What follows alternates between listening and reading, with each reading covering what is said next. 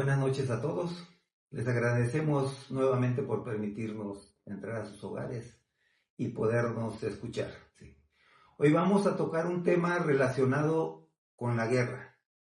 La guerra hoy es ampliamente conocida en el mundo y existen muchas definiciones sobre lo que es la guerra. Pero les voy a hablar en particular. Varios estados definen la guerra como un estado transitorio en donde se da pugna entre las Fuerzas Armadas. Y hoy también una gran parte del mundo está pendiente de las guerras. Y muchos tratan de predecir qué ocurrirá y otros de mediar en la solución de los conflictos armados. Sin embargo, la palabra de Dios nos dice que es necesario que todo esto acontezca. La palabra guerra aparece 264 veces en la Biblia y la frase hombre u hombres de guerra aparece 45 veces en el Antiguo Testamento y se refiere a un hombre común, a un hombre mortal, frágil, débil, que lucha las batallas. En el mundo el concepto de guerra establece que es un estado transitorio.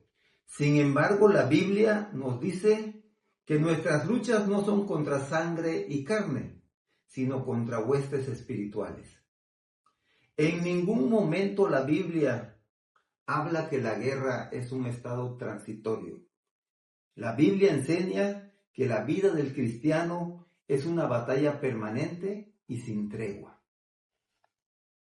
Vamos a hablar hoy de lo que es un hombre de guerra. El primer libro de Crónicas, en el capítulo 28, versículo 3, dice lo siguiente: Mas Dios me dijo, tú no edificarás casa a mi nombre, porque eres hombre de guerra y has derramado mucha sangre. Antes de hablar de hombres de guerra, es importante que conozcamos que solamente existe un varón de guerra, Jehová. Éxodo 15:3.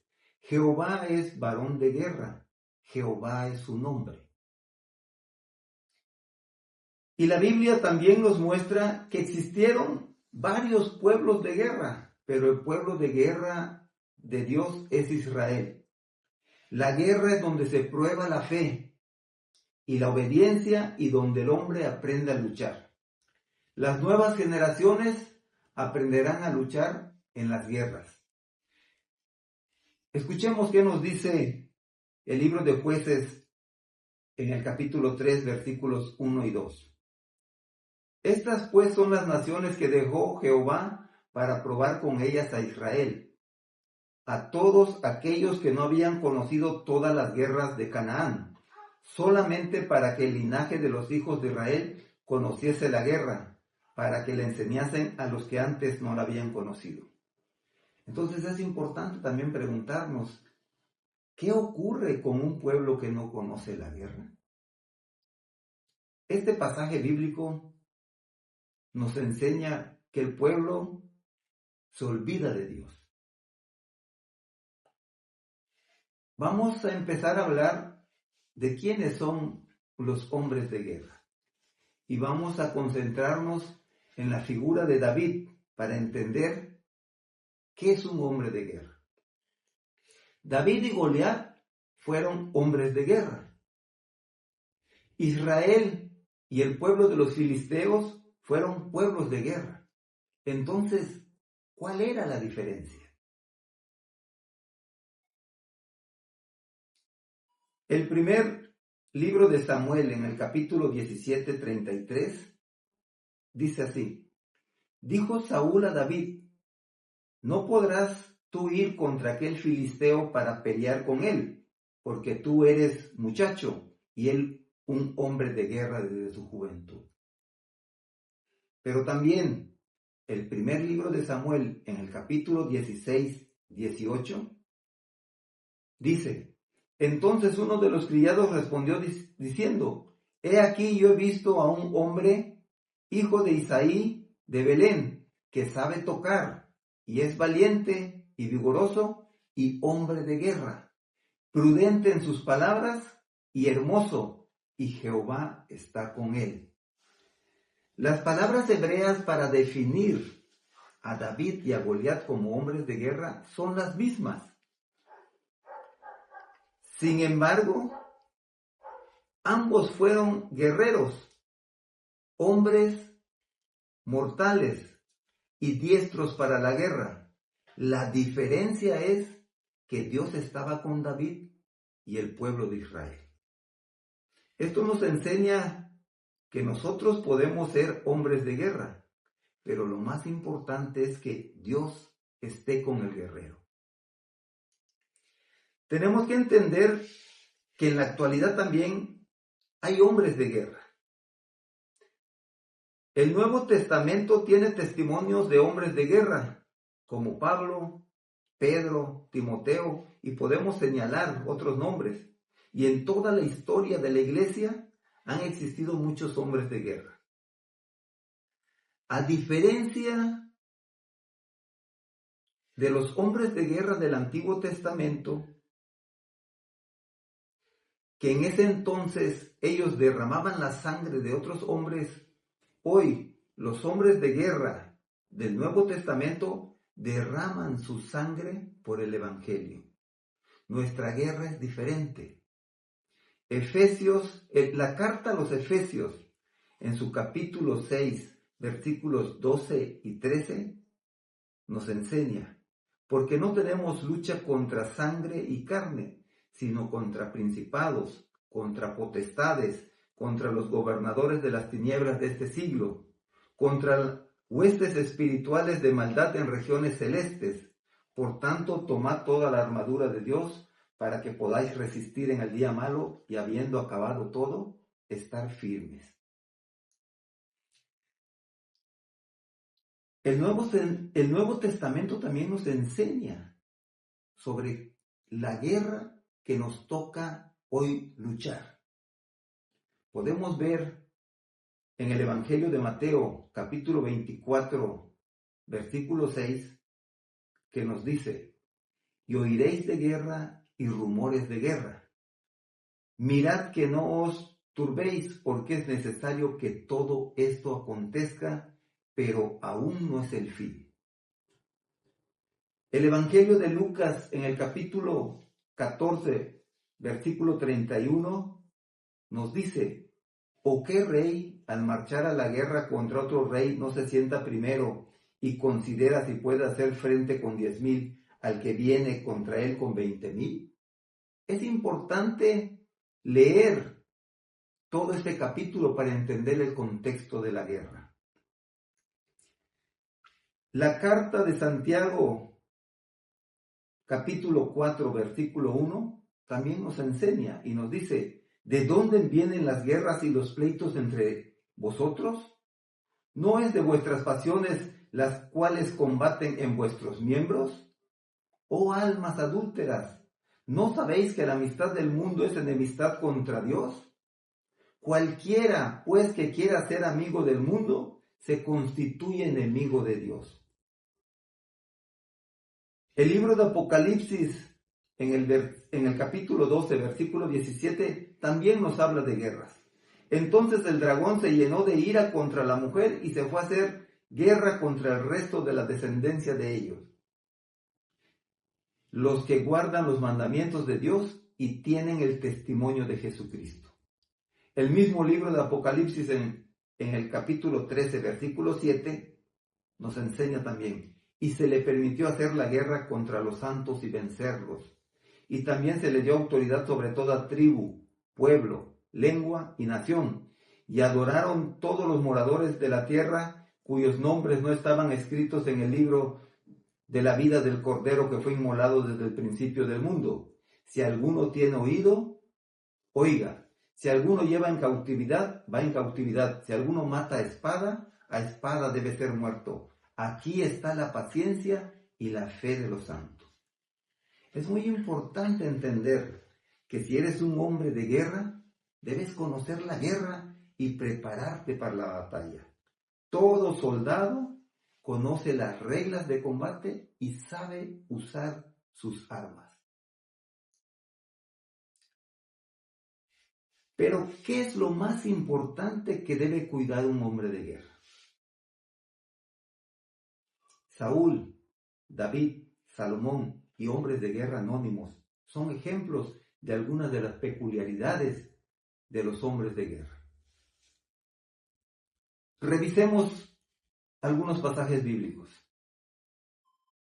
El primer libro de Samuel, en el capítulo 10, nos dice: aconteció luego que al volver él la espalda para apartarse de Samuel, le mudó Dios su corazón, y todas estas señales acontecieron aquel día.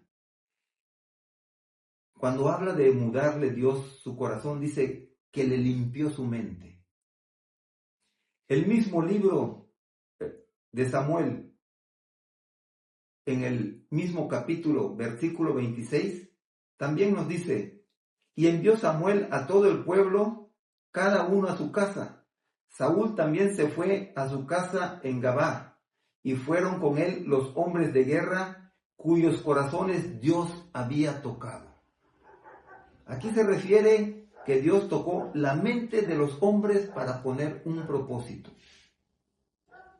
El mismo libro de Samuel en el capítulo 18, versículo 5, dice: y salía David a donde quiera que Saúl enviaba, y se portaba prudente, es decir, con sabiduría, y lo puso Saúl sobre gente de guerra, y era acepto, o sea, quiere decir que era correcto a los ojos de todo el pueblo y a los ojos de los siervos de Saúl. En el mismo libro de Samuel, versículo 13, capítulo 14, mas ahora tu reino no será duradero. Jehová se ha buscado un varón conforme a su corazón, al cual Jehová ha designado para que sea príncipe sobre su pueblo, por cuanto tú no has guardado lo que Jehová te mandó. Aquí está hablando de pensamientos, entendimiento, inteligencia, propósito y voluntad de Dios. Cuando habla que se ha buscado un hombre conforme al corazón, conforme a su corazón.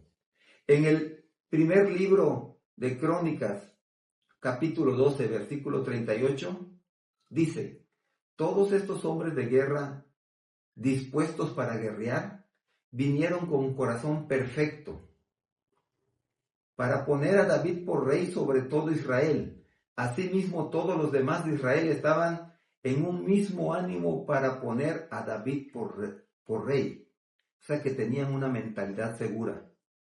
Y podemos ver también enseñanzas en el libro de los Hechos, capítulo 13, versículo 22, donde dice: si tú anduvieres delante de mí como anduvo David tu padre, en integridad de corazón y en equidad, haciendo todas las cosas que yo te he mandado y guardando mis estatutos y mis decretos. Esto fue hablándole a Salomón. Es el pacto que tuvo Dios con Salomón. Y podemos ver por último el consejo que hace David a su hijo Salomón.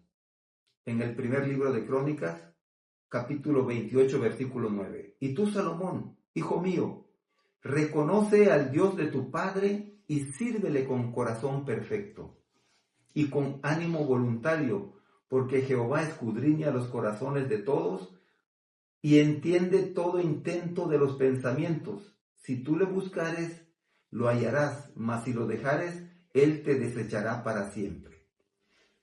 Este pasaje bíblico nos muestra la omnisciencia de Dios, que también se nos describe en forma más profunda en el Salmo 139.